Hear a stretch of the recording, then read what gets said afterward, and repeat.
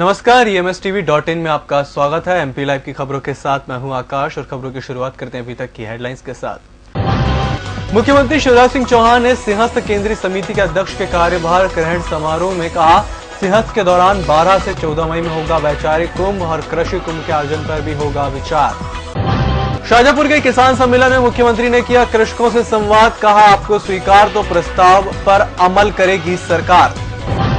और जनसंपर्क मंत्री राजेंद्र शुक्ल रीवा में शासकीय विधि महाविद्यालय में आयोजित विधि दिवस समारोह में हुए शामिल।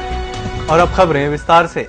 मुख्यमंत्री शिवराज सिंह चौहान ने कहा कि सिंहस्थ के दौरान 12, 13 और 14 मई 2016 को वैचारिक कुंभ भी होगा। इसमें संत और विद्वान द्वारा मानव कल्याण पर चर्चा कर जो मार्ग प्रशस्त होगा वह संदेश विश्व भर में पहुंचाया जाएगा। मुख्यमंत्री शिवराज सिंह चौहान ने यह बात आज उज्जैन में सिंहस्थ केंद्रीय समिति के अध्यक्ष माखन सिंह के कार्यभार ग्रहण समारोह में कही। वहीं मुख्यमंत्री ने बताया कि वैचारिक कुंभ में प्रधानमंत्री नरेंद्र मोदी और राष्ट्रीय स्वयंसेवक संघ के सरसंघ चालक मोहन भागवत भी शामिल होंगे। मुख्यमंत्री ने कहा कि सिंहस्थ के दौरान कृषि महाकुंभ भी आयोजित किया जाए। इसमें शून्य बजट पर खेती, ऑर्गेनिक फार्मिंग और उन्नत कृषि तकनीक का उपयोग करने के लिए देश विदेश के कृषि वैज्ञानिक विचार मंथन करें। किसान नहीं बचा तो कोई नहीं बचेगा, क्योंकि यदि खेती मर गई तो देश नहीं चल सकता।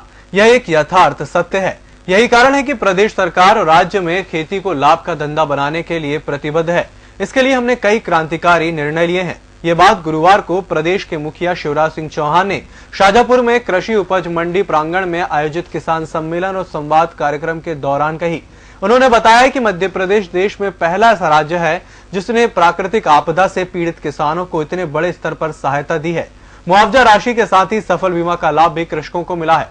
शाजापुर जिले के कृषकों को 209 करोड़ रुपए फसल बीमा के अंतर्गत वितरित होंगे। इसमें से 102 करोड़ रुपए प्रदान कर दिए गए हैं।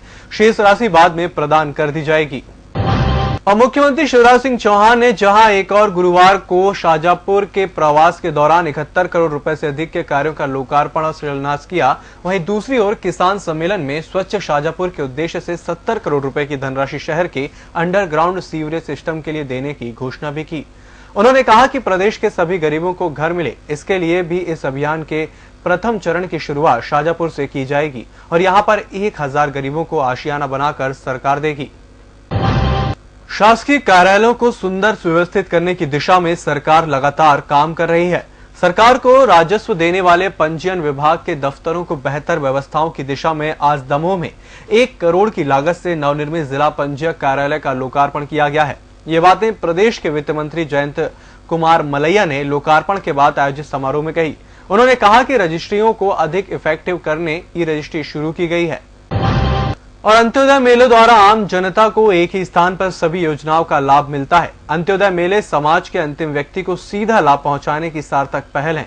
राज्य शासन का संकल्प है कि बिचौलियों को समाप्त करते हुए शासन की योजनाओं का सीधा लाभ समाज के गरीब कमजोर व्यक्ति को दिया जाए।